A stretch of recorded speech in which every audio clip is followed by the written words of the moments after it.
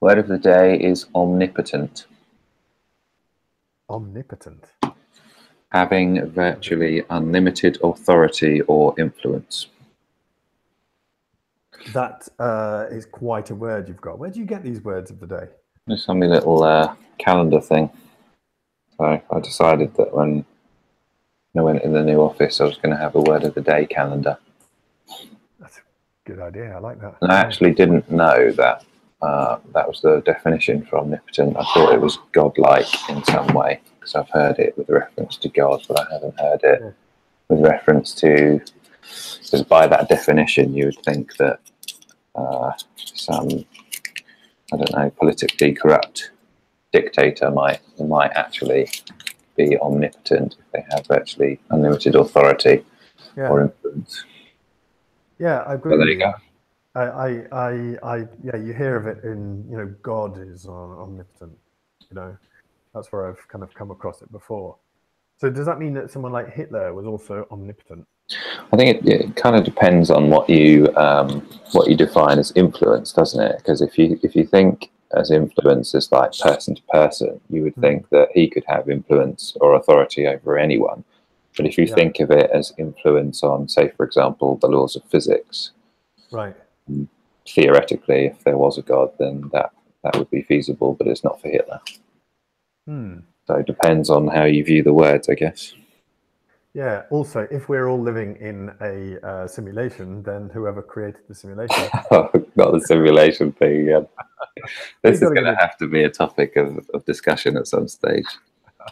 Well, yeah. I mean, I'm a great fan of the film The Matrix, and I was thinking about this the other day. I wonder if everyone in the world has at some point sort of come up with a sort of a version of the Matrix as a concept in their mind, because I personally had kind of planned out a book or a movie in my mind's eye that was pretty similar to the Matrix, and weirdly, if you were to do that with most things, you'd be like, oh no, somebody's stolen my idea, and I'm just gonna have to rip that up and throw it away and start again. But in the case of the Matrix, personally, I was over the moon. I was overjoyed to see that somebody had put into a film what I'd kind of been formulating in my mind. And if I'm honest, they did a better job than what was sort of brewing away in the back of my mind. It was sort of more fully formed, at least. With so I was completely happy with that idea. But I've always come up with in my mind. I mean, I'd always thought about that, and I wonder if you had, and if everyone else has as well. Well, on our next call, whenever it may be, I'll promise you that I'm going to look into this topic, and I'll be able to tell you which philosopher it was who put forward the premise and why. So we can have a proper chat about it. Hey, that is a promise. I like the sounds of that. So in actual fact, next week, maybe we can get together, because I'm going to come and see you. So maybe we can do it in person. That sounds good. That'll be weird. Over a phone line. I know, it'll be kind of strange. We can sit there and actually just do it. All right, that sounds like a great plan. But yeah, I mean, coming back to the word of the day, then. So essentially, is there, other than God at this moment in time, is there anyone there who you think might fit that category, assuming you believe in a God, of course? I don't know. So I mean, that opens up a whole another topic of discussion at some stage we can have. Seb Blatter, he was, the guy who ran FIFA. Some might say that kind of fitted him, because he could pretty much do what he wants. Other people, I suppose, world leaders.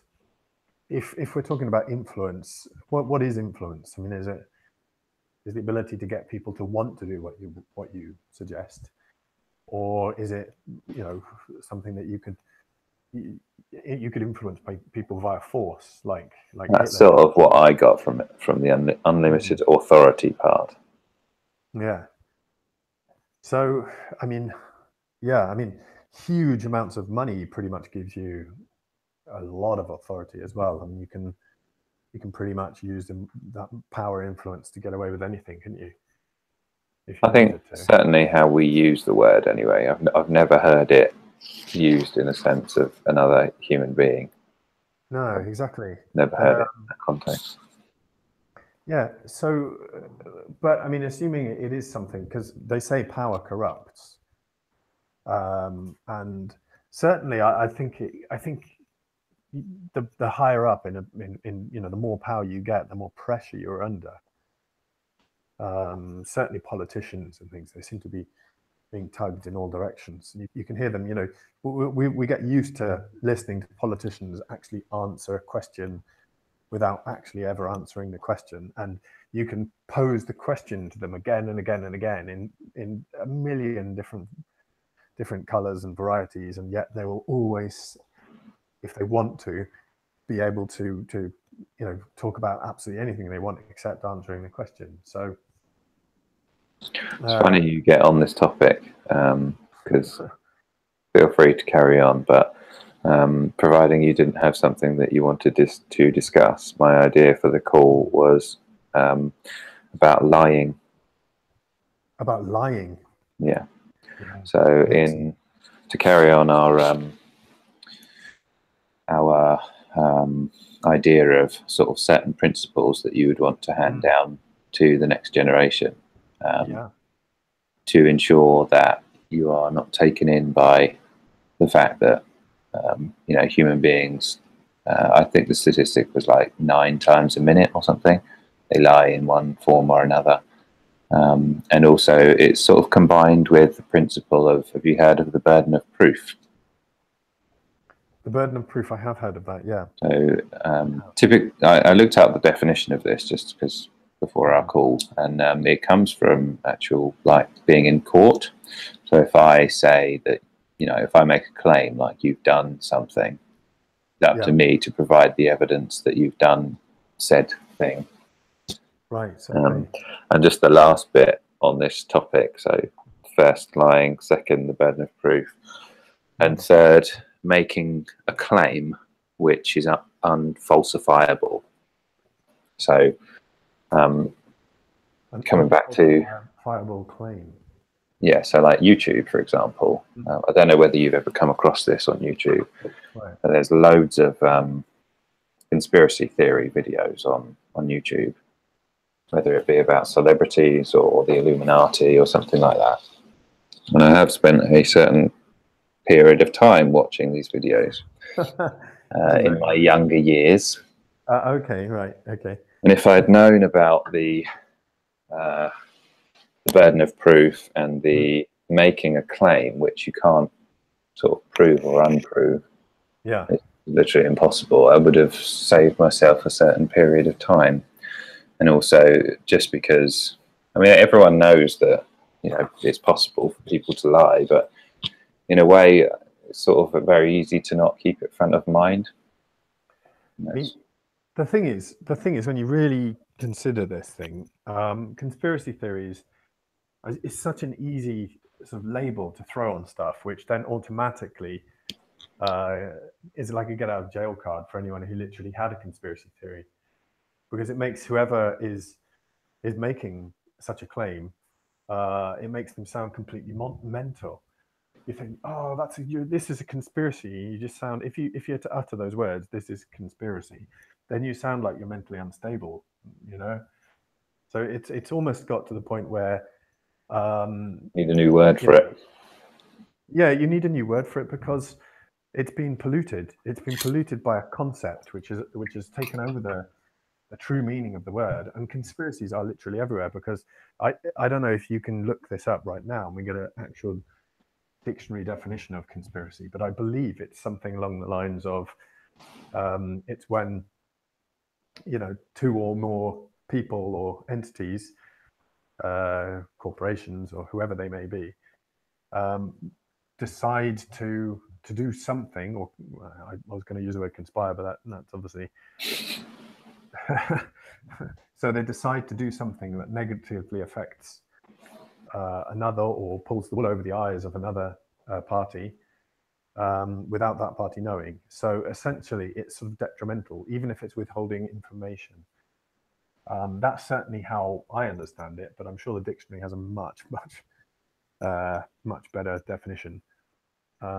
But conspiracy theories, in one way or another, they exist everywhere, because even if you and I, we both worked for large corporations, and in effect, every time the board members of these large corporations get together and they sit down and they say, "Ooh, the shareholders aren't going to like these figures for this last quarter. What are we going to do to improve the profitability of the company? I know, let's lay off some people." So who are they going to lay off? They're going to lay off the people who work for them, their employees, right? And so in a way, could you consider that to be, is that a conspiracy? They're sitting down and they're looking at people and who work for them, probably work there a long time, work very hard. They're asking people to give their all for the company and be loyal to the company. And at the same time, when it suits them, they're looking about who to axe. So I guess that's a conspiracy, wouldn't you say? I think this comes back to a good topic of discussion regarding this is Socrates, where he said how difficult it is to even come to definitions of words. So and how do we even know we're talking about the same thing? Because we use words different. The same word might mean something different to you than it does to me, and therefore when we're talking about things, we're talking about something completely different but attempting to talk about the same point. Well, usually when it comes to conspiracy theories, you're thinking about the US government hiding the fact that there are aliens. I mean, that's it. I mean, there are all sorts of other ones, withholding information about germ warfare or this or that or the other. There's plenty. Is there a the literati? Is it literati? The glitterati, whatever they're called, the Illuminati? Are they sort of conspiring to take over the world? There's all sorts of things like this. But I mean, to me, I'm always very interested in, these are sort of extreme examples. But I have actually kind of come across a conspiracy of my own within my own family. My mother's after my mother's death.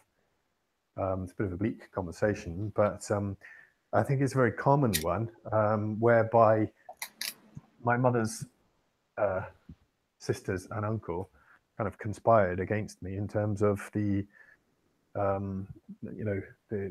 my grandmother's inheritance, and I ended up basically being all but disinherited, whereby I had a copy of the original will.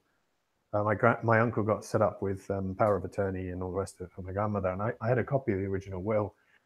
And in the original will, in the event that my mother died, everything from my grandmother went to me, or if I had brothers and sisters, from my mother in equal shares, which is a standard clause. And so they kind of conspired and changed that, perfectly legally, but morally, no, not really morally. But I think this kind of thing happens all the time, and this is a conspiracy. And yet I couldn't use that word, even though I kind of identified them as having conspired to do something which negatively affects me and my offspring for generations. Yet I couldn't use the word conspiracy theory, because if I said that's a conspiracy, it would just make me sound completely like a lunatic, like a 16-year-old kid somewhere who sits in his room looking at conspiracy theory YouTube videos. I'm sorry to hear about that, Jake. The power of attorney thing is there's plenty of I shouldn't say there's plenty. There is information out there from solicitors and lawyers saying be very careful about who you give power of attorney to, because those types of instances can arise from power of attorney, because you just get to make decisions on behalf of another person. The thing is that this is something that is, I think, extremely common, unfortunately. And what, sometimes you have to get into that situation to realize it. And in the grand scheme of things, at the time, it wasn't very important to me because I just lost my mother, and I was grieving, and I was in a really, fragile state. And what I most needed was the support of my mother's, my uncles and aunts and my wider family. And rather than support me, I guess, a new landscape or a new climate had arisen, and one in which they could profit slightly from it. And it wouldn't have occurred to me that that kind of thing could happen, but unfortunately, it's quite common. So, can omnificence, can it be? We're thinking of it as a word to mean sort of limitless almost, but can it occur in a smaller stage? Such as the one where my uncle and aunts, they used power and influence to that effect, or is it something that can only be used as a sort of on an almost infinite or Well, that would be global scale? The unlimited part would probably not fit there, because obviously it's a limited amount of authority or influence. But yeah, probably in the grand scheme of the inheritance, it was absolute, because I had no comeback from it. In fact, they didn't disinherit me entirely. They left me with a small amount, and I looked into it, in fact, and discovered that if they had disinherited me, then I would have had a legal case. But because they didn't disinherit me entirely, I had no legal case. So yeah, I mean, it was conspired and it was thought out and planned out and discussed, except I was never a party to any of these discussions. And whenever I spoke to them afterwards, I was not made aware of the conversations, which I guess brings us back to the idea of a lie, because yes, we're used to sort of politicians lying and things like this, and we're told that there's a difference between white lies and black lies. I don't know what they're called, but a white lie is obviously an acceptable thing. If you meet a little old granny in the street and she's got huge moustaches and stubble rash when you kiss her, and and she's stinks of wee and all the rest of it, then as a child you probably shouldn't mention these things. That's an interesting point, actually, because there are ones where I know what you're getting at, but then having said that, is it kind of social etiquette? Then she has no ability, or she doesn't know necessarily, to be able to correct it. So she has stubble, and if she doesn't smell very nice and no one says anything, then she's going to have to carry that around with her. That's true, figuratively speaking, for the foreseeable future. Yeah. Whereas if someone says something, she can actually do something about it. Yeah. That's true. I agree with you. And I actually believe that the second option, where you do mention it, is probably the better option. As I get older, I'm coming around to that more and more, that there's just these little social niceties of not mentioning, granddad's gimp leg, and things like that. Excuse me. It's a very specific I don't know. That's a horrible thing to say, but it just sort of popped into my head at that time. But not mentioning the fact that grandma stinks like a French latrine is probably a good thing, and we're certainly taught that we shouldn't mention these things. And then well, I have two little girls, and you have as well. Mine are a little bit older than yours, and I was walking down the street, and there was a very, very obese woman sort of waddling along in front of me. And my daughter, very happily and without any sort of awareness or self-awareness that this was probably not a good thing to do, said, "Daddy, why is that woman so fat?" And it's kind of embarrassing. But I mean, the children, they reach a certain age where they become self-aware. But until that age, they walk around with no, the fact that they don't lie at all in any way makes them completely naive, but at the same time, it gives them a sort of purity that we all lose. And I think it gets corrupted. And I think any form of lying essentially is a form of corruption. It's certainly much happier. You can be a lot happier if you walk around being honest to everyone. But then, and I think other people admire that as well. Like if you take your example of the person that stinks of wee, and then there's one person in a group who says that you got to do something about that. That person is sort of admired within the group for just being completely straight and open about things. As long as they're non-judgmental, like a child would be. I mean, my daughter she was completely non-judgmental. She was just interested to know why this woman was so fat. You know? Yeah, not to be nasty about it. I should have added that in. Sorry? Yeah, not to be nasty about it. I should have added that in. Yeah, exactly, yeah.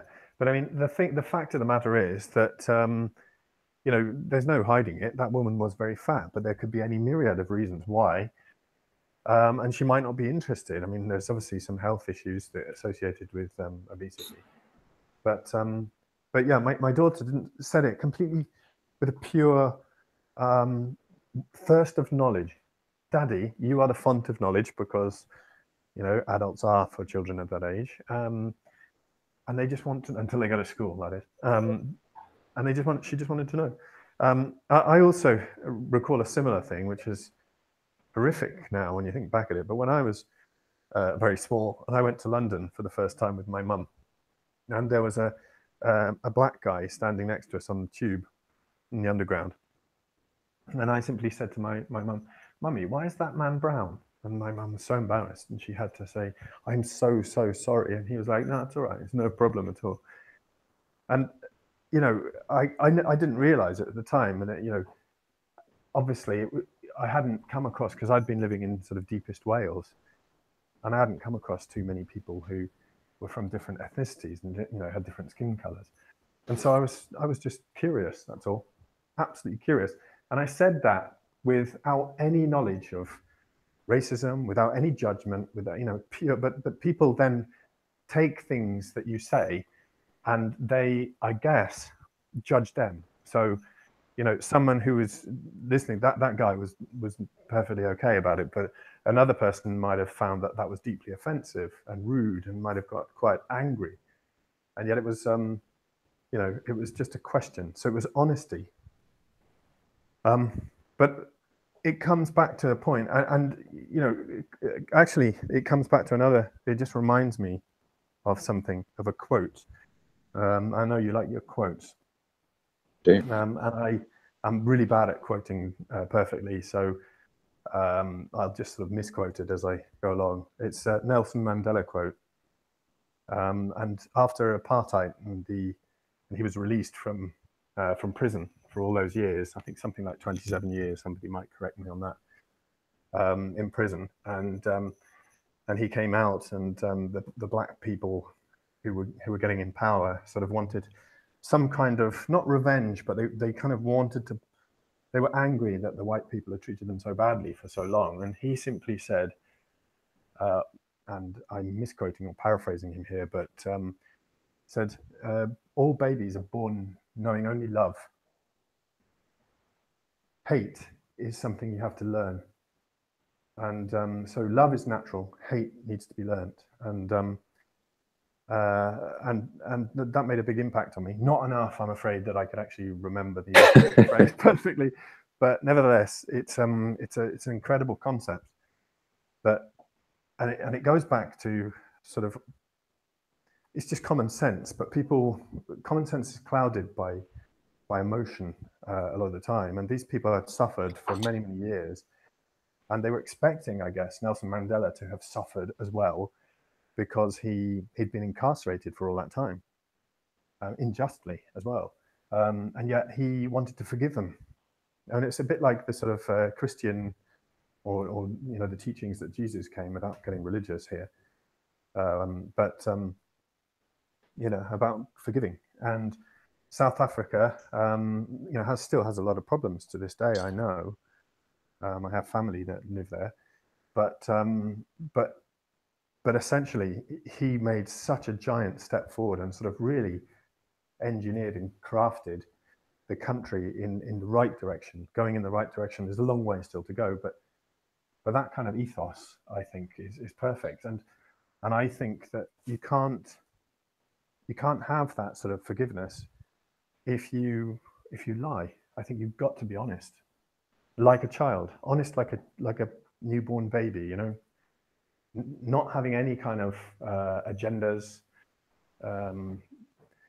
Which I guess, though, there's something else that's related to lying, if we're going to talk about that, and that is, you know, you don't have to tell the truth. You don't have to say anything, and there's another quote where, you know, all evil needs to triumph is for good men to do nothing. So yeah, I mean, if you don't take any action, if you don't do anything, then nothing gets better. At the very best, potentially things that are bad are allowed just to continue getting worse. But when do you decide if your grandmother smells of wee? Do you say nothing? Is that a lie? Because people who don't say anything, and they're not lying, are they? They're just not mentioning something. What do you think? I think hidden truths are still technically lies. I think, as white lies are as well.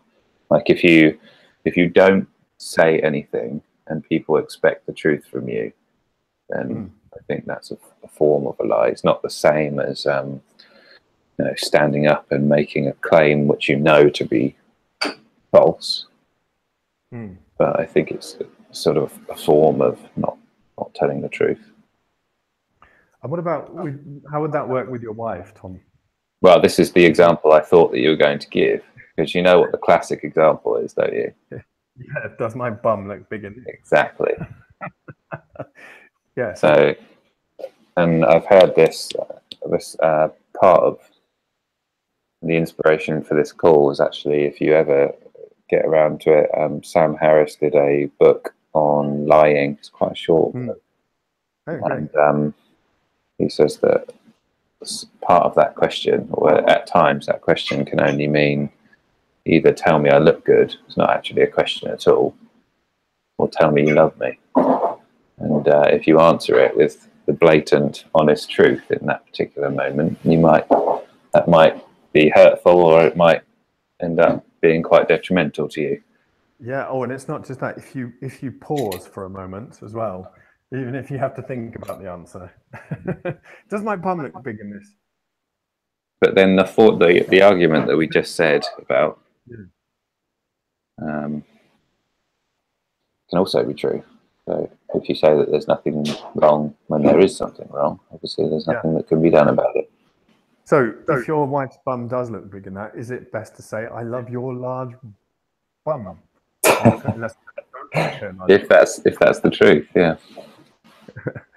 Yeah, I don't know. I think that obviously it's there's no black and white about this. There is a lot of grey, and if you just go around saying the whole truth all the time, then you're going to upset a lot of people. And I think this probably comes, I think, from them rather than you. The fact that we live in a society requires us to a little bit of give and take, and it requires us to adapt to circumstances and adapt to the social norms. And if you just ignore social norms all the time, then you essentially become Sheldon Cooper without the intelligence. You know what I mean? You become socially inept. You're unable to and in fact, when I've watched a few documentaries about is it Asperger's syndrome? Is that the one where That's what people think that Sheldon has, yeah. Yeah. So, in fact, funny enough, there was this couple who were on a documentary, and they were living in Worthing, and they both had Asperger's syndrome, and I thought it was lovely. This man and this woman, both with Asperger's syndrome, they can't cope with social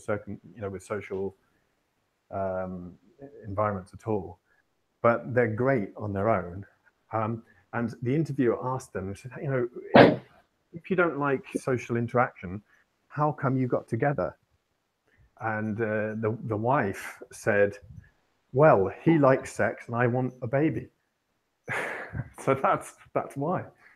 And and I just thought, wow, that's remarkably honest. And of course, these people are incredibly honest. And the thing that they can't cope with in society is the kind of conversation that you and I are having now, which is sort of reasonably. I mean, I suppose it's partially structured, but not.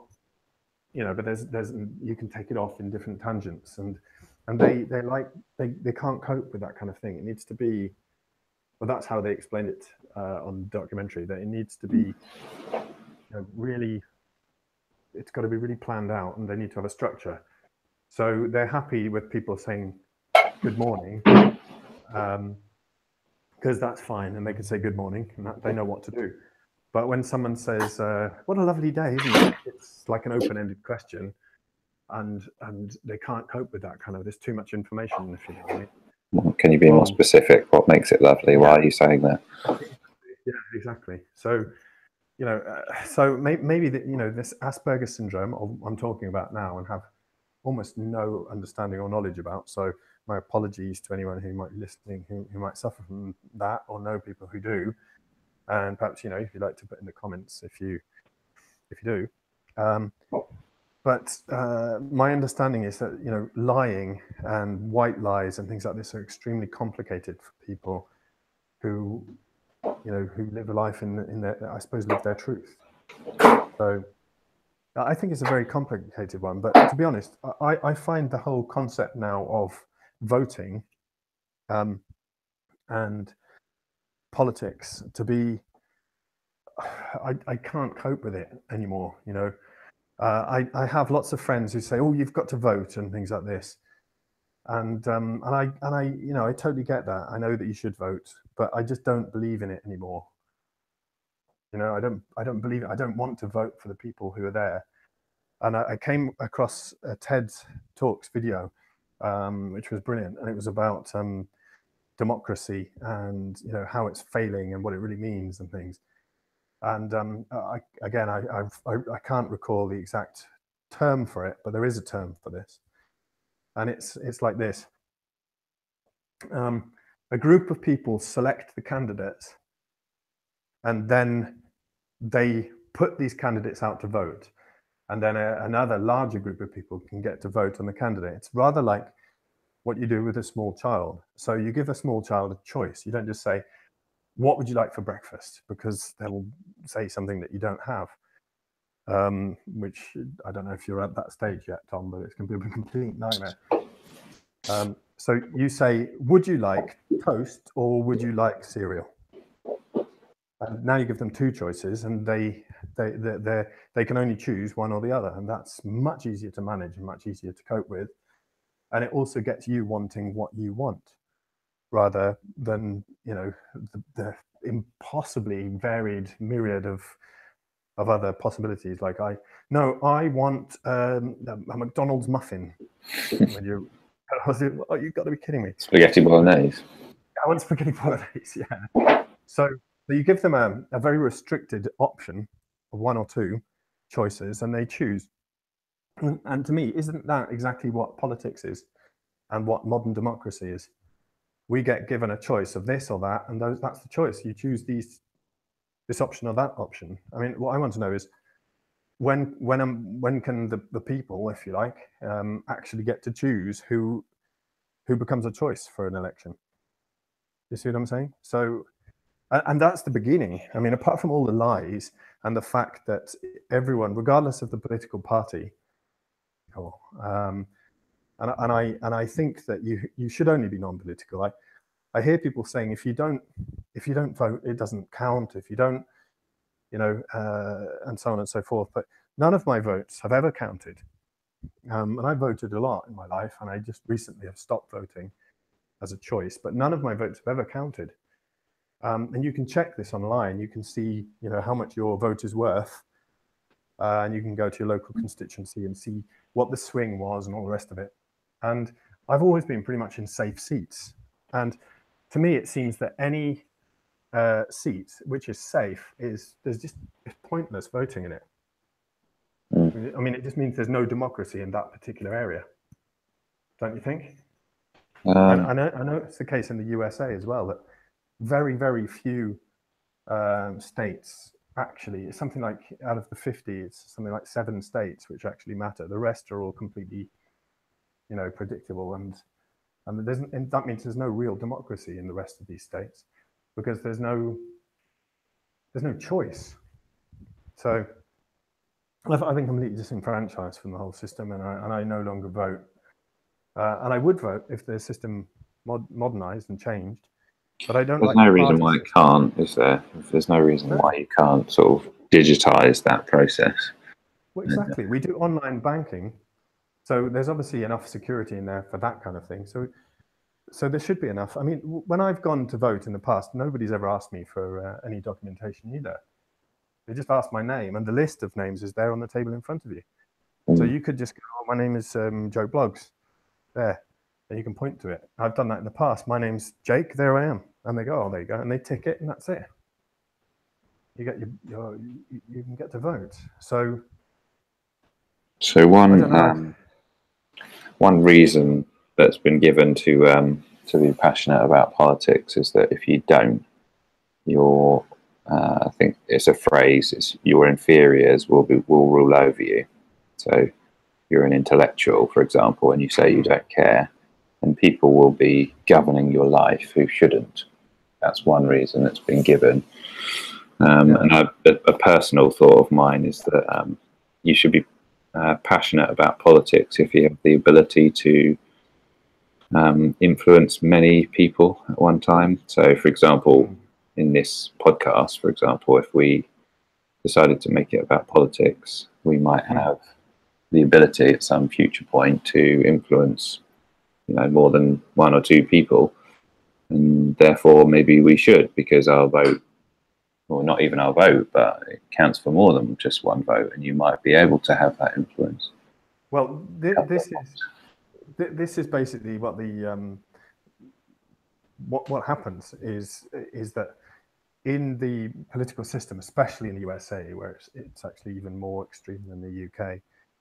But people who are funding political parties, like the the Rifle Association and people like that, organizations like that.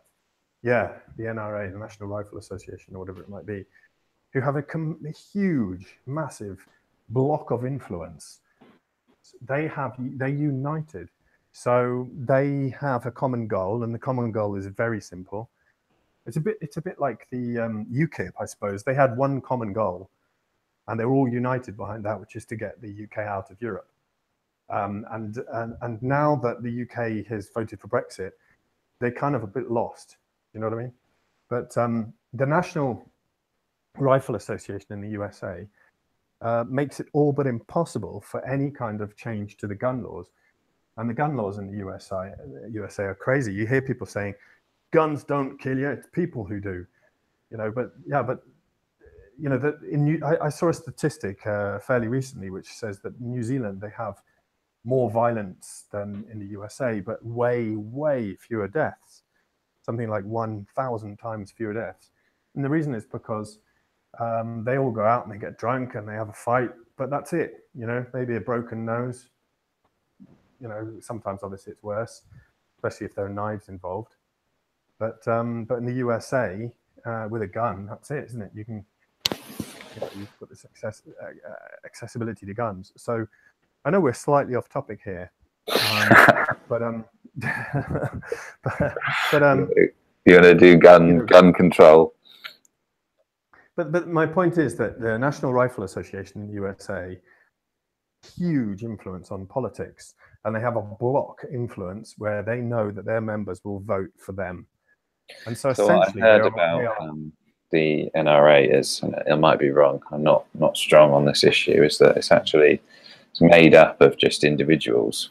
So the reason why the NRA is huge is because it's the people, rather than sort of an institution or something. It's made up of something like 1.2 million people or something like that who are members and pay to be members. Yeah. So there's an argument which says that, you know, the people who are voting, or at least a large amount of people, are members of that because that's an issue they care about. If you see what I mean? But this is the point. I mean, in a way, they're using that as a form of blackmail to, you know, blackmail may not be the right word, but they're kind of saying, you know, we all believe in this, so we are going to vote for people who are pro-gun law, you know, pro-gun sales and stuff, and if you don't, then you're going to lose all of our votes. And so they're kind of saying you either do what we want or you lose all our votes. And because they're such a huge organization, and they're not the only one, there's plenty more. But that's the kind of thing. I know that is it Joe Brand? What's his name? No, Russell Brand in the UK. He's dabbled with politics, and he has a huge following on Twitter, I think, and YouTube and other social media. And he, I think before Brexit, I think it was, he came up and did a lot of talks and tried to get people. He was very pro. He's kind of quite left wing, so he's very pro European Union and anti the Conservative Party and things like this.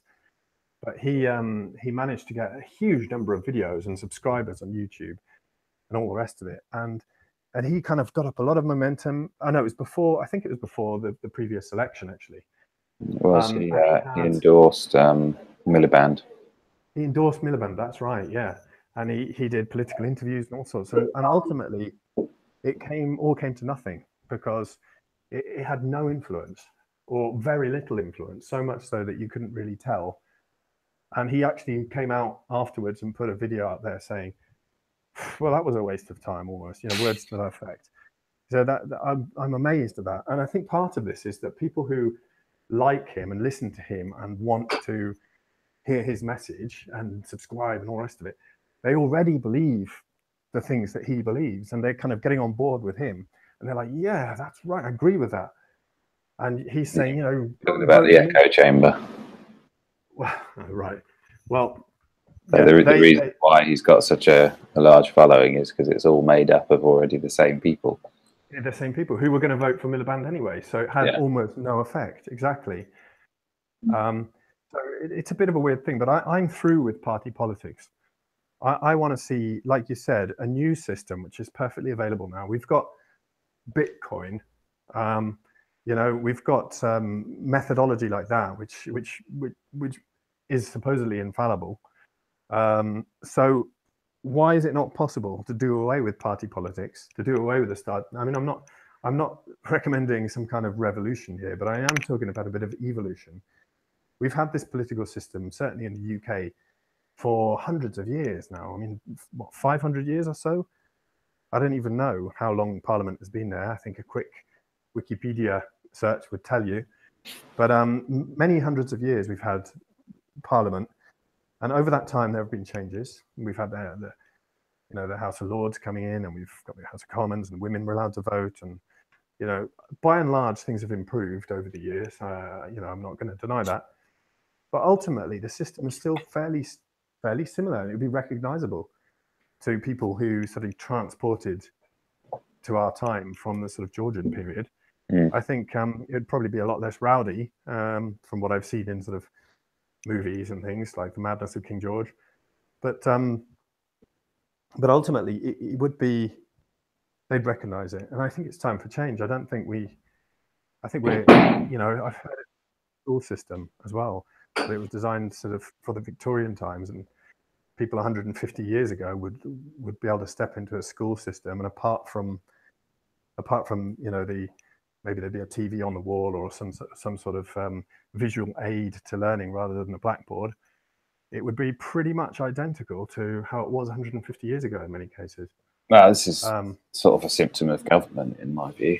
So, it is.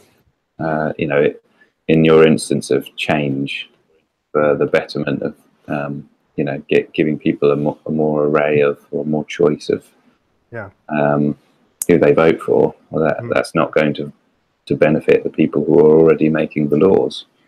So, well, exactly. And then in the school system example, if you improve things or make people more accountable for how good they are, that's not in a public schools.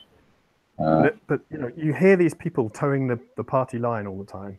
If you're a Conservative or a Labour MP or whichever party you might be in, you always have to sort of toe the party line, and then you get whips and stuff trying to sort of make you toe the party line if you happen to sort of disagree with things. And I just don't. I think that fundamentally is dishonest. That whole system. I think there's no possible way that if you or I or if anyone else joined a political party that we would absolutely agree with all of the, with all of the policies and everything along the line. It just doesn't work that way. But we have to sort of, if we're interviewed, we can't, it's a bit like when you work for a large corporation and you've got to toe the party line. You've got to toe the company line. You've got to defend the company even when they're not defendable. Because what happens if you don't, right? Yeah, because if you don't, you lose your job, you get fired. But then that sort of comes back to what we're talking about. Because if everyone did that, if everyone decided to just tell the truth, then I think we'd have a much better outcome, wouldn't we? Rather than everyone just sort of trying to protect their own backs. I'm going to go off on a little tangent here, but it kind of, I don't know if you bear with me here, about lions. You know how everyone reveres lions? They're revered around the world as these magnificent, sort of regal beasts, the sort of king of the jungle and all that. And, I watched a documentary a few years ago, actually, not recently, about lions in Africa. And it was specifically about male lions. And essentially what the male lions do is they're raised, and then when they get to a certain age, they're kicked out of the pride and they go off on their own. And they might go band together with their brothers and they wander around. And as they get bigger and older, and if they manage to survive, eventually they think, you know what, I want a pride of my own. And so the lionesses, they raise the cubs, they go out and do all the hunting, and the lion's job is essentially just to protect his pride, which is funny enough called pride, but yeah, he has to protect his pride from who? Apart from poachers, if we take poachers out of the equation, because they're sort of relative newcomers, throughout history, the lion has protected his pride from other male lions. If they didn't have that behavior, if they just got on all right and they went, yeah, I only need one lioness and we can all be together and, we can all get together and we can all hunt and share our food and everything's all lovely.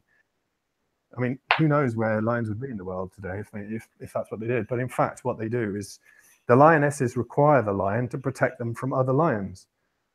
And so if it weren't for the lions having that attitude, they wouldn't need to protect their lionesses from other lions and so on and so forth. It's a sort of never-ending circle of it's a ridiculous thing, because what happens is if the lion tries to protect the lionesses and the cubs from another lion, but a stronger imposter lion comes in and banishes or kills the leader of the pride, then what actually happens is that he goes around and kills all the cubs, because then that gets all the lionesses ready to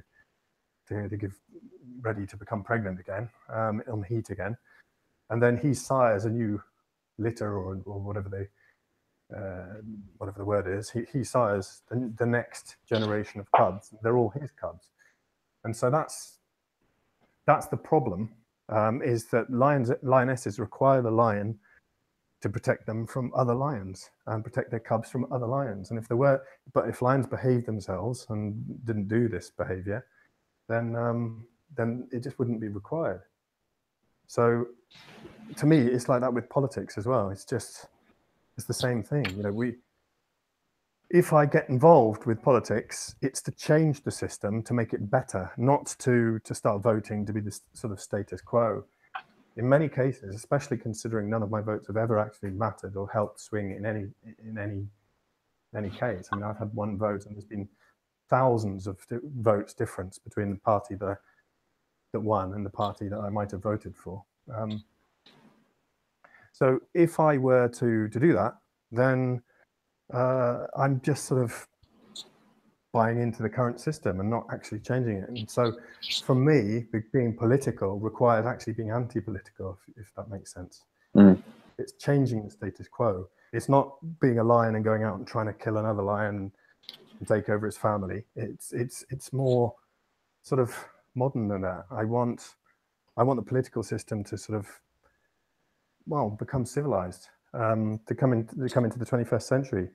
I think we can use things like sort of, we can take a lesson from Bitcoin and this kind of blockchain technology, and come up with a system where we can all vote, and a vote can actually mean something, and we can actually, if we want, vote for people who we might want to represent us, and not just vote for the people who other people think we should vote for, be it toast or cereal. So, I'm not sure whether it's running on the same principles as you, but there's a guy running in 2020. His name's Adam Kokesh. He's a YouTuber, and he is running with the idea to dissolve the federal government. Basically, literally running to shut it down, so that it just falls to the state. I mean, it'd be example of change. Yeah, it'd be very interesting to see that and see how that works, because I can't see in the current system how that could possibly work. But hats off and all power to him for trying. The thing is, it's like Marx and all these people. They come up with the concept that the current system is not very good. But what you need is someone to come up with a viable alternative, which is better. And until you can convince people that there is a better system, then nobody is going to take the plunge. And certainly the people in political power at the moment, regardless of what they actually say and whether they lie or not, it's definitely not in their interest, for the vast majority of them, to actually seek any kind of change. Because if you have a certain amount of power, why on earth would you be giving it away willingly? It doesn't make sense. So and plus, so many career politicians, people who go into politics, and perhaps they get corrupted along the way, or perhaps it's the power that attracts them, or perhaps they get sidelined because they're so-called naive, because they don't want to sort of bend and lie, and they want to stay true, and other people write them off as being naive. I just don't know. But one thing is for sure, that lying is endemic in politics, and also lying about the economy and things like this, pulling the wool over all our eyes rather, and trying to, for their own political betterment and to enable them to get another bunch of votes.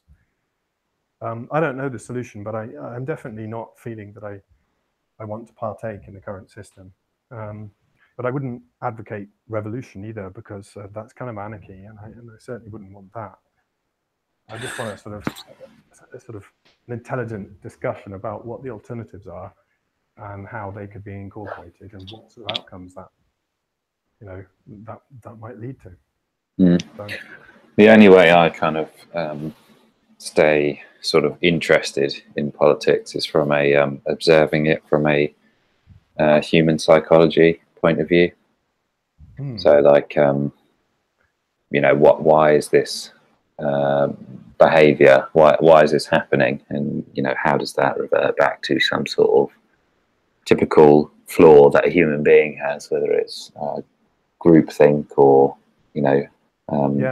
us versus them or something like that, and just sort of observing it and just being interested in why that's happening. If you get invested in a team, I don't think that, from my experience anyway, it hasn't had any positive effect on my life at all. No. No, I mean, it hasn't really changed very much. I mean, you know, we had Margaret Thatcher, and we've had Tony Blair, and we've had Gordon Brown, and we've had, you know, all sorts of other leaders that have come and gone. But by and large, everything's been fairly stable. I mean, you know, people who I remember, I worked for ITN News at the time when Tony Blair won the landslide win this election, and the Labour Party came in for the first time, and almost in my lifetime, in fact, and everything was going to be completely different and all the rest of it. And you know, really, then Tony Blair took us into war with Iraq because some Saudi Arabians attacked America. I mean, there's no logic to that, and that was all based on a lie. I think it's been proven now, or if it hasn't been proven, it's one of those things that can't be proven. You know, so there was big lies there, and I mean, this was a politician who was incredibly popular. We didn't demand a burden of proof there, did we? No, we didn't. No, we didn't. Afterwards, in retrospect, people did demand this proof, this evidence of what we were already over that. Yeah, but it's already done. Yeah, exactly.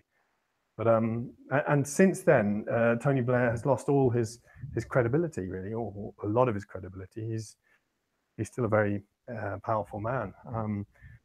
But I mean, in many of the things that he talks about, I agree with him. I think he's a very intelligent guy, but I think that I don't think he's telling the truth about the war, and I don't think we'll ever get the truth from him about the war. And I think my hunch is that most people can see that that's a big lie, and because of that, he's lost his credibility.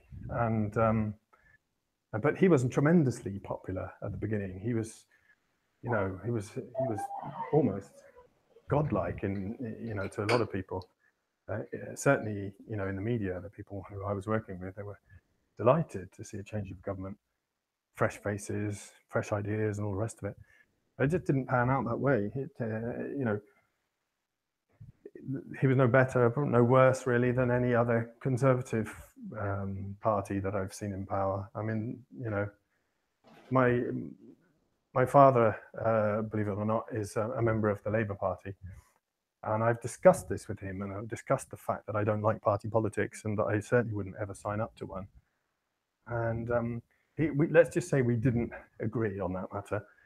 But you know, he comes from another generation where perhaps it's harder to understand what alternatives there may be. But I'm just turned off massively by the idea of party politics, and the main reason about party politics is because it's just all based on lies. You just can't all, you know, however many politicians and party members there are in any one particular party, they can all believe the same thing.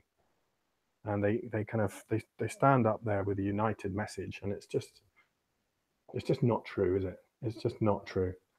And then they're worried about re-election and staying, you know, and winning the next election and staying in power. And that's not really what politics should be about. It shouldn't be about whether you stay in power. It should be about, can you make the world a little bit better? And if you can, then you can hand it over to the people who succeed you in a slightly better state than it was when you left. I think part of that might be interesting if they said that you can't. There's no salary to any politician job, so that there isn't any sort of financial incentive to doing it. You have to sort of find some way of, excluding bribes, of course, to have already sort of found a way. So I don't know. It might be a flawed suggestion, but if you've already found a way of living, you don't really need to make money from politics, and therefore you'd be doing it for the greater good rather than in I order to make utterly a living agree with from. that. But there's a huge flaw. And the flaw is that most people wouldn't be able to afford to do it. And so it would exclude. I mean, if you look at the politicians currently infesting the House of Commons at the moment, you know, so many of them went to the elite public schools or private schools in the UK. You know, they went to the Etons and the like, and then Oxford and Cambridge University mostly as well afterwards. And that's not about education. It's about social inclusion within their group and social exclusion to everybody else. And it's because I went to private school myself, so I kind of understand. I mean, it wasn't that level of private school, but I can understand. It's a bit like a club, you know, like a gentleman's club, the old school tie network, and it gets your foot in the door. And I think, you know, historically as well, the writers, most of the writers, not all of them, I mean, but most of the writers who, you know, created the great fictional works of the sort of Victorian times, and they were people who came from wealthy backgrounds who had the time to write. You know, Mary Shelley, Frankenstein, and you know, they were all going on the grand tour in Italy and having a jolly old time of it. And you know, they had the time to write, whereas most people were excluded from. There may have been so much. There may have been millions of people. It's coming back to this idea of stories lost. You know, there's millions and millions and millions of people throughout history who have tremendous amount of untapped talent.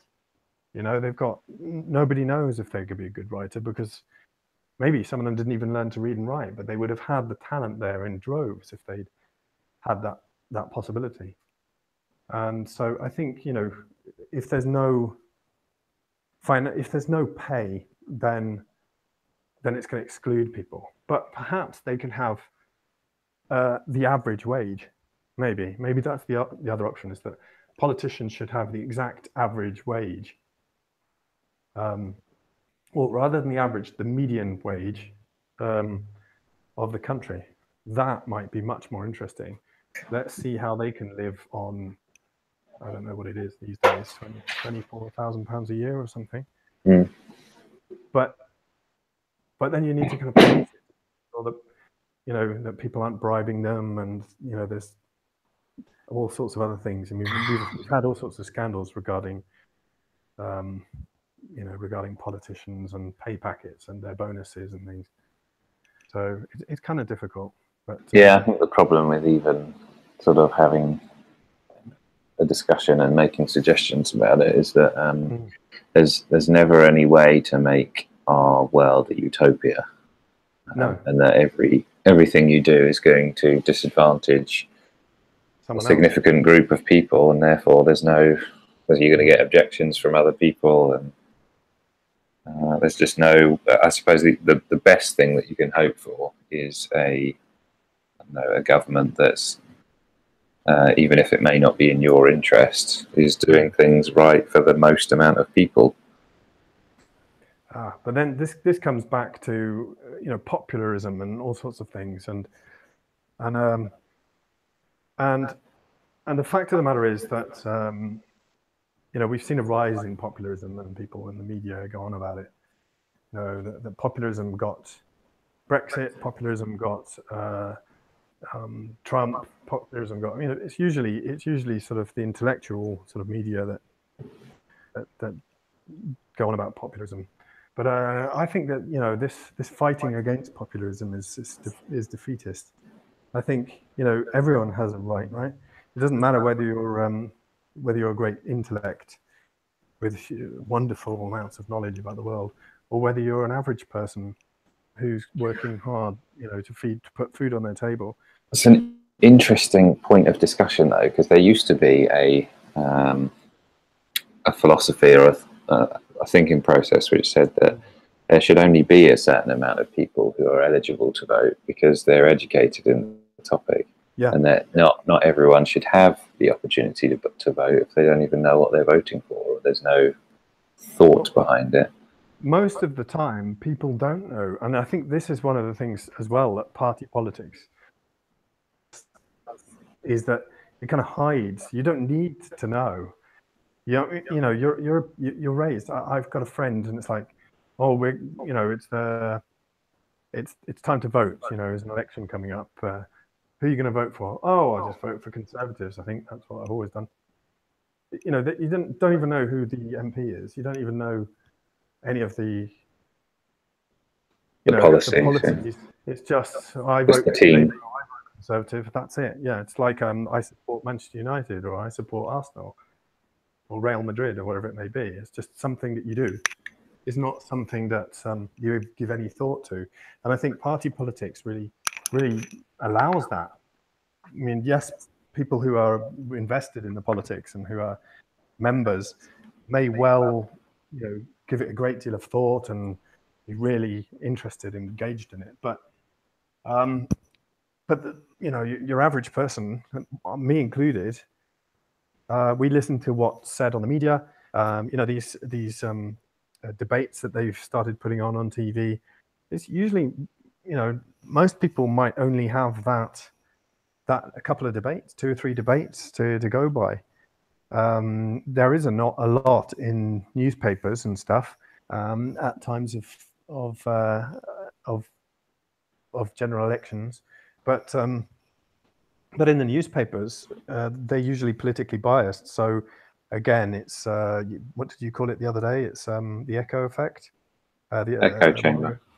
The echo chamber. So you say, oh well, I like to read the Mirror or something, or the Mail, or whatever it may be, the Sun, and those are or the Telegraph, but or the Guardian, but those are kind of the viewpoints that sort of agree with your own stand. So, you're just reinforcing. You never hear a opposing viewpoint. Exactly. So, my thought was, if you can have some kind of secure voting system online, then, and again, people will say, well, maybe Russia or China or North Korea or somewhere might intervene and be able to sort of mess up the system. But, if we've got Bitcoin and things, then surely there's a way around it. I don't know enough about it, but surely you could have something like Wikipedia. Have you ever put in, is Wikipedia? Have you ever searched, can you trust Wikipedia? And it comes up with, in fact, let me just try it now. Can you trust Wikipedia in Google? Well, I was thinking, on your point, you could have a unique URL that you're sent one way or another. And you can only be voted on once after security questions or something. I mean, that means that there's no or any opportunity of multiple votes or anything. Yeah, well, there is a way, definitely, of doing that for sure. Here we are. Look, I've got it. Can you trust Wikipedia in Google? And it comes up and says, while some articles are of the highest quality of scholarship, others are admittedly complete rubbish. Also, since Wikipedia can be edited by almost anyone, anytime, articles may be prone to errors, including vandalism. So previously to that, it says, yes, you can, because it's the power of the herd or something like that. They come up with, there's another word for it. That it's being constantly edited and by many, many people, of whom some of which are experts in their particular field. And so eventually, because of the sheer number of people, it becomes more and more accurate and less, it becomes less and less politically slanted or slanted in one way or another, and sort of less and less subjective and more objective. So maybe there would need to be something like that. So you don't have political parties as such. What you do is that everyone has to go online or somewhere, and they are given the same amount of information that's edited by all, come to some kind of consensus by all sides, so that it's as accurate and as possible, and that you need to prove that you had at least read. I'm not advocating some kind of exam, but that some simple thing that you've proved that you've you've done that, and that gives you the power to, that gives you the right to vote then. And that could be on any subject. There could be many of these about all sorts of different things. Thought is that everything is democratic. You know, we've recently had the Brexit vote, which was won by a 1% swing. So you've got 51% of people said they want Brexit, 49% of people said they don't want Brexit. And now I hear that you're anti-democratic if you don't hold to that one vote, and that's it. You can't ever challenge that vote for fear of being considered anti-democratic and against our system. So you're demonized if you disagree with it. But yet, almost half of the population who voted outcome, and now, heaven forbid anyone who challenges and says that, you know, perhaps now with a bit more information we should have another vote. I'm not saying that we should. I'm simply saying that they're talking about one thing, which is democracy, in that everyone's had a vote and now they've decided. And yet at the same time, they're anti-democratic because they're saying we can't ever have any other votes about it. And what I'm suggesting is that we could have votes on all sorts of things all the time. We wouldn't need to have one vote every 4 or 5 years for a political party to get in, and then leave this group of people to vote amongst themselves on our behalf for the next 4 or 5 years. In fact, without party politics, we could have a kind of system in place where we could all vote. Anyone who was interested, at least, could vote on any subject that was open for vote at that particular time. It takes that power away from that centralized government a little bit and gives it back to the people, doesn't it? If they're all voting on various things. So that's right, and it takes away a lot of the corruption because everything would be transparent, and transparency is a form of truth, and it's anti-lies. And this is what this is what you know, coming back full circle into this topic of discussion. I think this is key, isn't it? It's at the moment we have a system which isn't transparent, and because of it, there's a lot of corruption and there's a lot of lies. And I'm using the UK as an example, but every single country has a system that's sort of, you know, there are some that are a lot more extreme, like North Korea, but generally they're all pretty similar, more or less, give or take. And I think this system that I'm sort of, you know, playing around in my mind with, it's only a sort of semi-formed idea at best, but it is a system where we'll use some kind of system similar to blockchain, so that we can be secure that everybody has one vote. And what we do then is we have a system similar to sort of Wikipedia, in that it can be edited and can be checked by, because let's be honest, if they were saying, you know, let's take Brexit as an example again, there's an article on Brexit. If you want to vote on Brexit, you need to read the article, and there's only one article, and that one article is able to be edited by anyone who has a vested interest in it. Now, at some point, that system would need to be sorted out, because otherwise people would be arguing left, right, and center and deleting and editing and stuff. So there'd need to be some kind of consensus on how that's done. But ultimately, could they not come up with a system whereby here's an article, we know that it's as objective as possible, because anyone who is interested has had an opportunity to say their piece and make their claims. And so it's got to be evidenced. It's got to have the burden of proof. And then when you have this burden of proof, anyone who wants to vote on said matter can vote, and they need to read it and they need to become aware of it, and then they make up their own mind. Because it's objective, they can put their own political slant on it and decide what they would like to vote without being influenced unduly. Well, that would be a lot more than we had, because we didn't have much to go on. When I don't know whether you got that information when it came through, but there wasn't much there, because we didn't know what would happen if we voted one. I think that's an issue with that vote in the first place, was that no one really knew what would happen. There was just speculation about what might happen. It was all, yes, there was no burden of proof. I mean, for the record, and in the interest of transparency and truth, and rather than lying, I am pro-Europe, and I'm not pro-Europe in its current guise, but I am pro-Europe, and so I was. But I watched a YouTube video on Brexit, which was pro-Brexit, and it was a fantastic video. It was so informative. It was so well. I mean, it was just so well put together. And you could easily see yourself being swayed by it. Although I totally wouldn't have been myself, because I did watch it, and I'm not swayed by it. But I can certainly see that that was a better video than I ever saw, and that was better sort of media and better information than I ever saw from the the remaining side. But my idea is not about Brexit necessarily. It's about anything and all things. From the smallest decision, which affects hardly any people, so the people who vote are the people who are directly interested in that topic. And then if something happens because of that topic, then it might get other people interested, and it might have a knock-on effect, and more people might be affected by the topic and might be interested, and they might vote.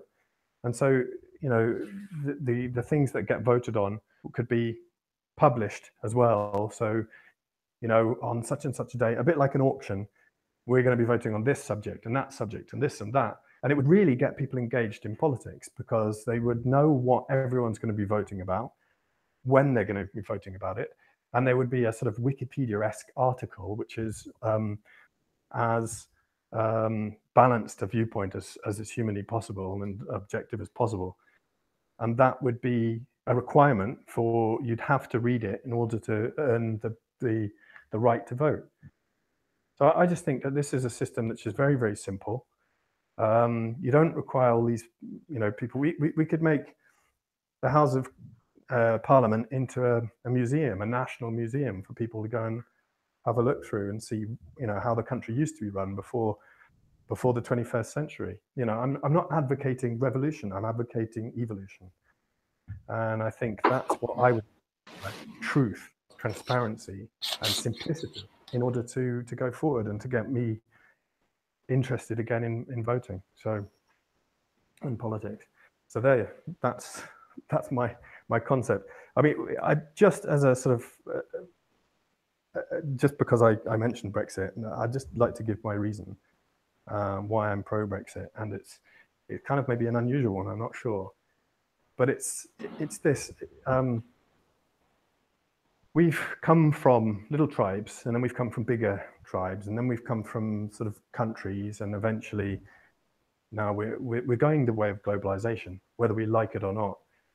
But true globalization means that we're all world citizens, that we're all equal, and that there's no sort of problems in one part of the world that can be ignored by another part of the world. And there's no poverty in one part of the world that can be ignored by another part. And obviously, even within the UK, in one democracy, there are problems in one part of the world that are ignored by everybody else. But it would be a better system where everyone was equal. Everyone was sort of had equal rights to health, to education, and so on and so forth, and economic rights, and that they're not being persecuted, and that, for example, women are allowed to drive and vote and hold bank accounts, etc., everywhere and anywhere in the world, and go to school. So equality is what I'm asking for. And I think that to do that, the European Union is simply a step. It's a step. It's far from perfect. I mean, I've lived in Spain for, on and off for many years, and I've seen the benefits and also the problems of the European Union through Spain. And a lot of the problems are because of the lack of equality and transparency. And I don't think anyone really argue with that there's tremendous little transparency in the European Union. And there's all sorts of rules. I mean, the UK used to, I'm going back a while, pay the European Union approximately the same amount of money as Spain would take out of the European Union. I don't know well, you've been to Spain, what, a couple of years ago, was it, on the last time? Hmm. But the infrastructure in Spain is tremendous. It's modern. The motorway systems here are unbelievable. It's just, on Top Gear, they talked about these incredible empty motorways in Spain. I mean, the infrastructure in Spain is so modern. They've got incredible high-speed trains. They're talking about the HS2 in the UK, and they've been talking about it for so long and how much it's going to cost and whether it's actually going to benefit. And in that time, they just put loads of these things in Spain. Just near Malaga, they've completely, well, the Malaga airport has been completely renovated. They built an entirely new airport right next to the original one. That's state of the art and ultra modern, with a new motorway system that connects to it, and another motorway system that goes around the other side, which has got, they bored a hole through this. It's got 4 lanes in each direction, and it's a magnificent piece of engineering. And they've bored this huge tunnel through the mountain there, and the motorway runs through this tunnel, and it's 4 lanes in either direction. And they just did that. Nobody sat around for years discussing it. They just went, we need this, and we're going to do it. And, this is the kind of thing. In Spain, they just go ahead and build it. But things have been done mostly because of money from the European Union. And but their healthcare system in Spain is available to people who pay into the Spanish healthcare system. Because in the UK, healthcare was available to anyone who was in the UK, and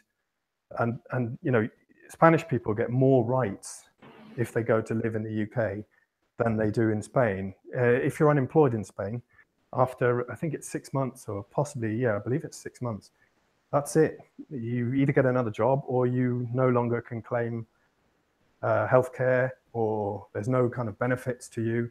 No. So you're kind of on your own. Interesting. So these are things which I saw firsthand. Also, my mother was killed, as I said earlier on. She was killed in a road accident. And the road accident, I looked into this in some detail. The local mayor, who's in charge of the town where my mother's accident occurred, had built or had signed off on having a roundabout built. And the roundabout was built using European Union money, but entirely illegally. It didn't comply with European law. There's very specific, and actually, if you look into it, transparent laws available for anyone who chooses to, regarding the construction of roundabouts in Spain. Now, as you can imagine, my mum died on one, so I looked into this in quite some depth. And it turns out that there is a very specific set of laws that need to be followed when constructing a roundabout on a road in the European Union, none of which had been followed. And my mother died because the driver had been going a little bit too fast over the speed limit. And that was a get out of jail card for them, because there was no comeback. You couldn't take them to court about it. My lawyer told me that we would lose. And the reason we would lose is because they could say that he was going over the speed limit. And it may have been going over the speed limit by 5 or 10 kilometers an hour, but that means that they'd broken the speed limit, which meant that the fault was theirs, regardless of whether the roundabout had been built legally or illegally. Nowadays, I looked fairly recently, and that roundabout complies with all the laws. You can be sure of that. It's so safe. It's unbelievable. But at that time, it was non-compliant with European law.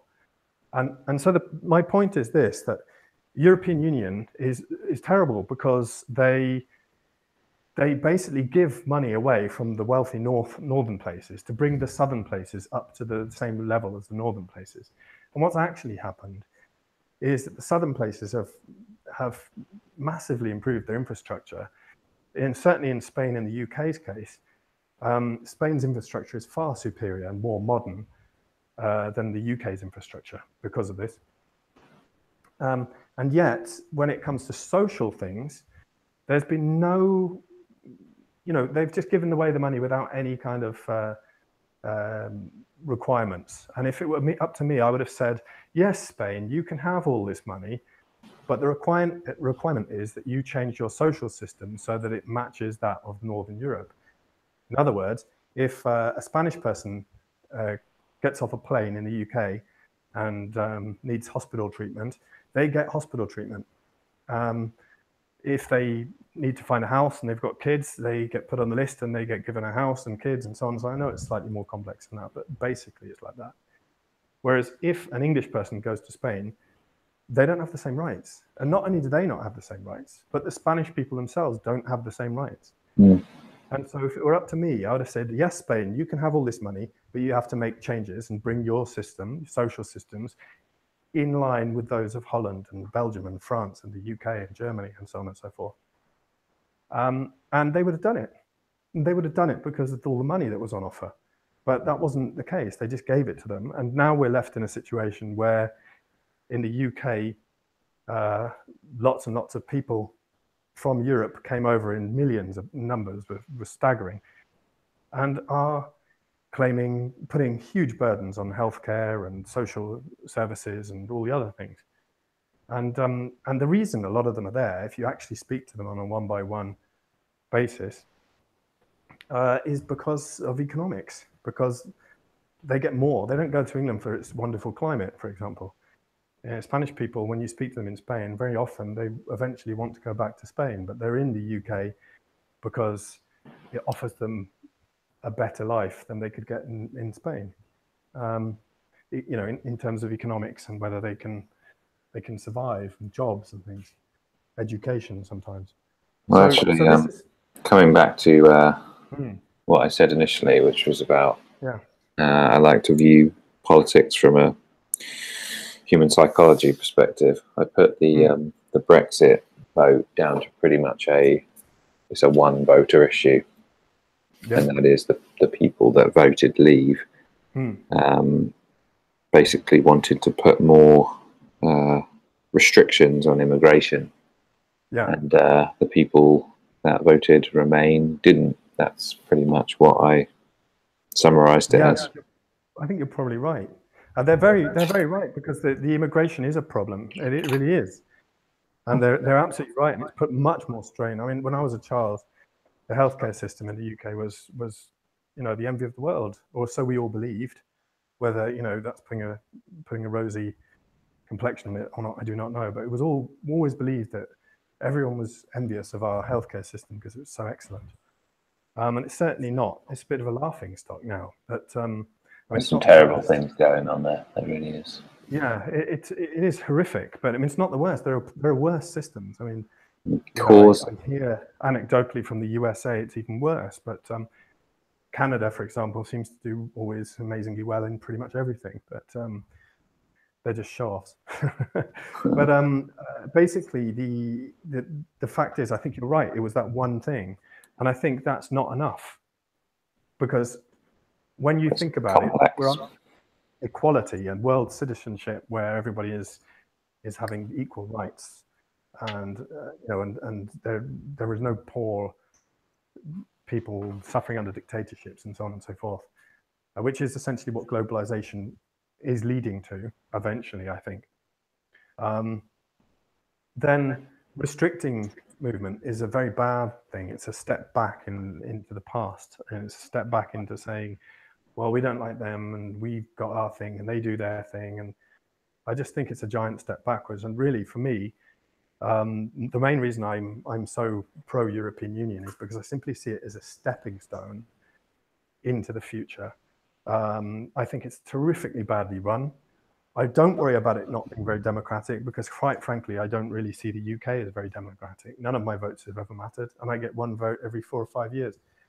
I get a vote on local government, but I don't know anything about local government, the people who I'm voting for or anything like that. And I don't think anyone really does. Very, very few people get involved in local government. I think we could just do a lot better having a much more simple system. And I don't think I'm being naive. I think there would be difficulties in doing that. And this is even if people all had people are on agreement that was something that they wanted. I think it would still be extremely difficult to put in put into place. But I think it's possible, and I think it would lead to us to have a better future. But I think we're all citizens of the world. I resent having to have a passport.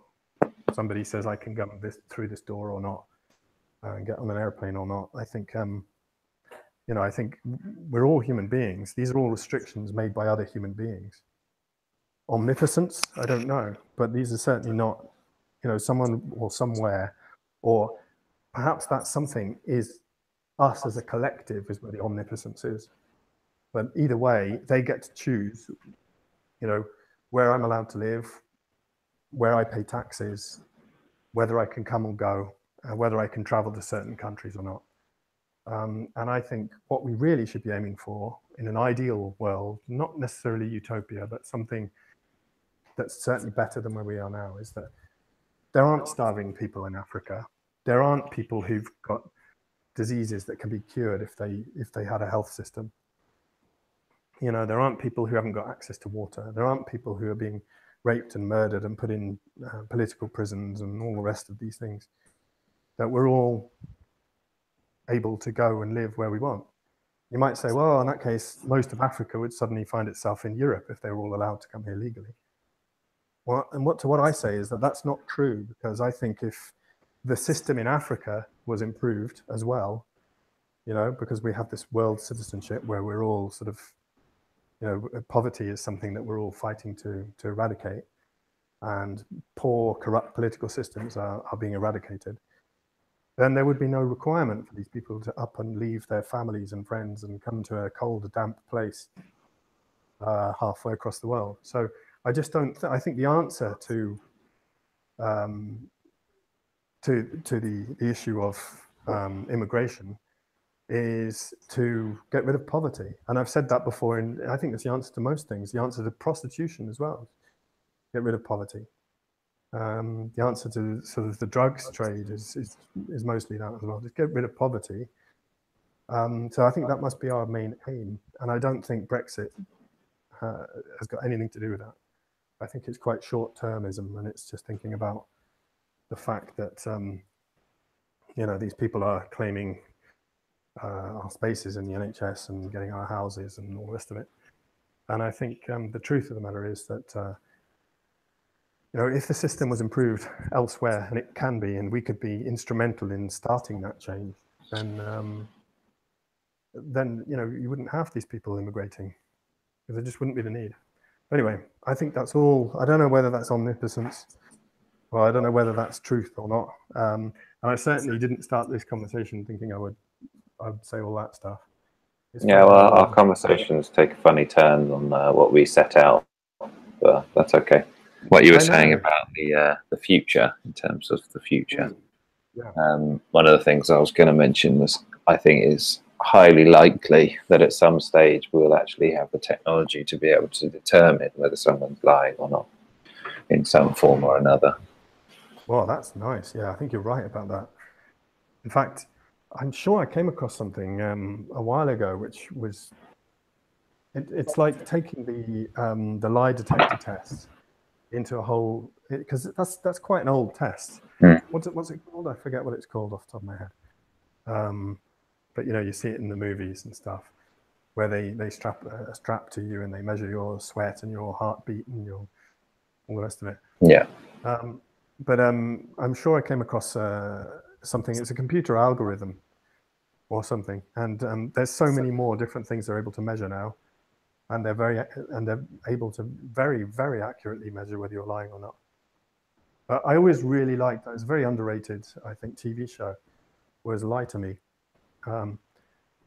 where they use micro expressions. It's a polygraph test.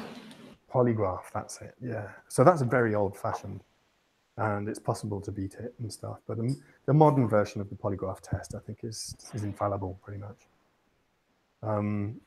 And so I think, it's only a matter of time, like you say, before they'll be able to just look at a computer screen or a TV screen and see the politician on there, and know whether they're lying or not. And so maybe, again, in so many things, maybe technology is the answer, and it's just a question of evolution into a technology which solves all these questions, solves all these problems. And maybe that we're just on a natural stepping stone towards that. Brexit thing is just a sort of symptom of that. It's just a glitch in the grand scheme of things. And, you know, this political voting system that we have and parties and stuff are just a part of the natural progression to a superior system, which is, you know, like the Bitcoin thing. It sort of monitors itself and doesn't require, you know, the expense of parliaments and all these things. I mean, imagine you could get rid of all the politicians and you know, the House of Parliament. I don't know about you, but I'd love to go in. I think you can go and have a bit of a tour in certain places, but you can wander around and sit down in a chair and all the rest of it. You know, with your dog. Yeah, with my Cavalier King Charles Spaniel. Yeah. Well, apparently my Cavalier King Charles Spaniel already has that right, and I don't. So, but yeah. So I don't know. It's very interesting, and it's all come back from, I suppose it's omnipotence. It kind of goes into that because I guess we're talking about a kind of omnipotence, aren't we? A sort of and you know, if we have artificial intelligence, would that then sort of, you know, does that sort of make the whole system unusable somehow? You know. You get all sorts of worried people if you start saying that AI is going to be our new government.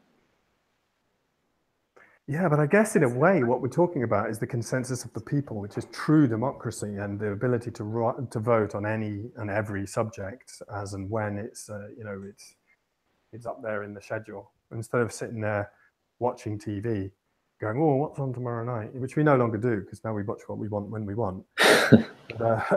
But I mean, to try and get to that system where we have scheduled votes about certain things that people have put up there as something that they want to have voted on. I mean, it'll be very interesting. I don't suppose if there's anyone listening who's expert in this, I don't suppose there's any harm in, if you're a programmer, putting together some kind of program which you could use as a sort of, even though it has no voting power and no power, I think it would be interesting to see if someone could come up with a vote like that, a program where, you know, where they do that, and you can look, this is what we're going to vote on. What do you actually think about these subjects? I mean, if it became popular, you know, and there would be a potential for it to become popular with young people, especially.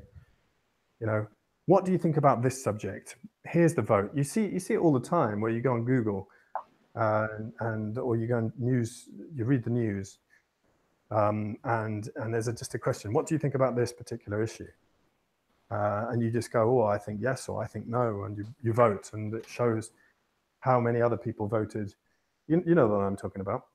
Yeah. Where it says how many other people voted yes and how many other people voted no, and it's a sort of compare thing. But it would be interesting to see if there was a methodology of using some kind of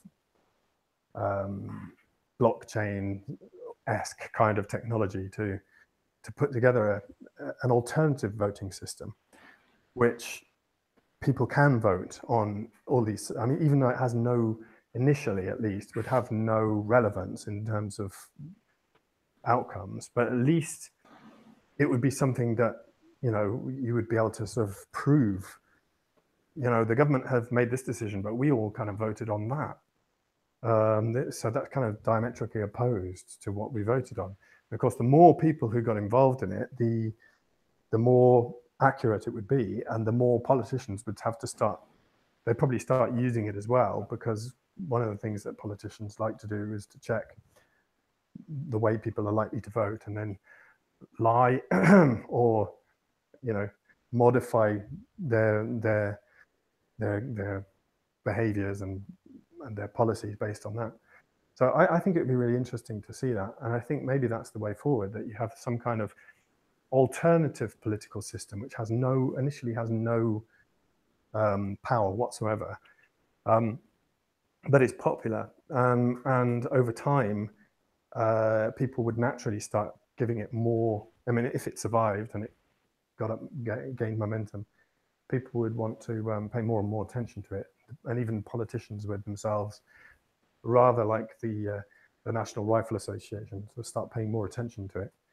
And you'd be able to accurately see what people want, and then maybe at some point it would become more mainstream and start to actually be incorporated into the political system.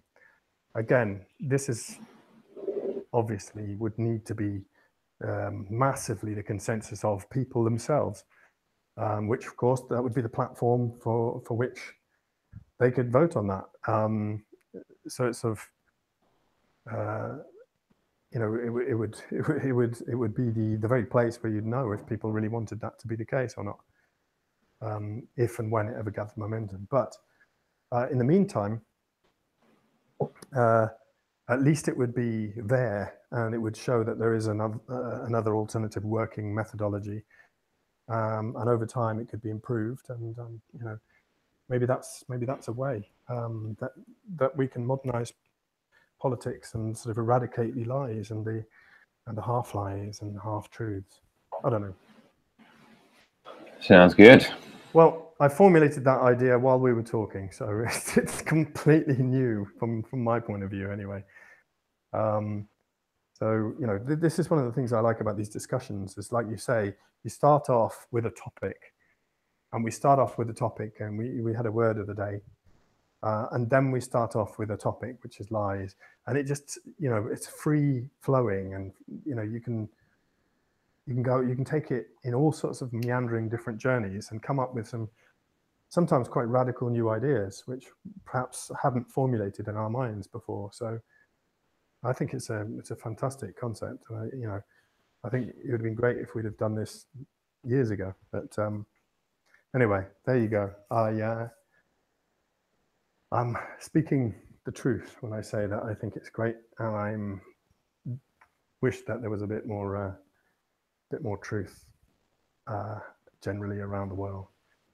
So, well, the ideas for our next call are around the simulation hypothesis, is what it's called. So I'll do some major research into it, and on the next call, feel free to talk about the Matrix as much as you want. Well, I assure you I will. But there's something else as well, which I will bring up then in that particular topic, and that's the Duke equation, which is I particularly like, and it's just a mathematical equation based on probability, which if you take it to its conclusion, basically says that there must be millions and millions and millions of civilizations out there, and that essentially, given that there are millions and millions and millions of civilizations, then the chance that we are not a simulation is billions to one. So I will I'll look into that a little bit more, and then we'll talk about it. And yeah, I like that. Okay, buddy. All Thanks right. for the chat. Yeah, you too. Keep an open mind. Always. You have to be open to the evidence. You certainly do. Yeah, that's right. All right. Well, great to speak to you, Tom. And yeah, I'll speak again soon. All right, buddy. Bye.